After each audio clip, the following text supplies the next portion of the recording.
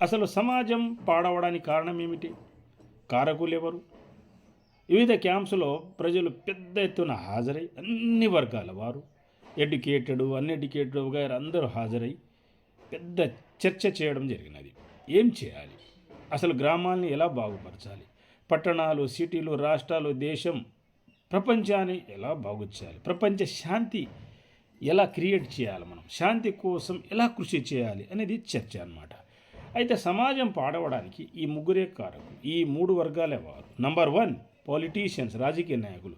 నేరాలు, ఘోరాలు, పాపాలు చేసే రాజకీయ నాయకులు, చేయించే రాజకీయ నాయకులు. అలాగే నేరస్తుల్ని సపోర్ట్ చేసే రాజకీయ నాయకులు అని తేలిందండి. నంబర్ 1 టాప్ పొజిషన్లో ఉన్నారు వీళ్ళు. Intelligence report, history, research and survey ప్రకారము మరియు వివిధ ఎక్స్పీరియన్స్ అనమాట. వచ్చిన వారి ఎక్స్పీరియన్సెస్ కూడా షేర్ చేసుకోవడం జరిగినది అచ్చటనే. నెక్స్ట్ ఎంప్లాయీస్, ఫ్రాడ్ చేసే ఎంప్లాయీస్, ఆఫీసర్సు, ఉద్యోగులు, ఈ అవినీతి అక్రమాలకు పాల్పడే ఆఫీసర్సు, ఉద్యోగులు, అలాగే నేరస్తుల్ని సపోర్ట్ చేసే ఉద్యోగులు అనమాట.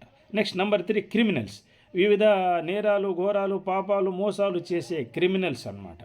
ఇది మూడో కేటగిరీ అనమాట. ఈ ముగ్గురే సమాజం పాడవడానికి కారణం. అయితే చివరికి ఎక్స్పర్ట్స్ కమిటీస్ మరియు ప్రజలంతా ఏం నిర్ణయించారంటే ఎక్కడికక్కడ ఈ క్రిమినల్స్, ఈ దొంగల బ్యాచ్ కావచ్చు, ఎలక్షన్ రోజు గొడవ చేసేవాళ్ళు కావచ్చు, ఊరికే గొడవ పడే కావచ్చు, గొడవ పడేవాళ్ళు కావచ్చు, ఫ్రాడ్ చేసేవాళ్ళు కావచ్చు, పనులు చేసే అధికారులని ఇబ్బంది పెట్టి ఏ పనులు కాకుండా ఈ లైసెన్స్ వగైరా పర్మిషన్ రాకుండా ఆపేవాళ్ళు, అంటే లంచం ఇస్తేనే తొందరగా పని చేయిస్తారు ఈ రాజకీయ నాయకులు, ఉద్యోగులు కూడా అంతే. లంచం ఇవ్వకపోతే బాగా తిప్పుతుంటారు, ఏడిపిస్తుంటారు. వీరి పని కూడా పట్టాలని నిర్ణయించారండి. వీరి ఆస్తులు రికవరీ చేయాలి. State government, central government, PMO office, president office, courts, state గవర్నమెంట్కి పంపించి వివిధ యాక్షన్ తీసుకోవాలి, రికవరీలు చేయాలి, జైలుకి పంపించాలి, కఠిన చర్యలు తీసుకోవాలని కోరి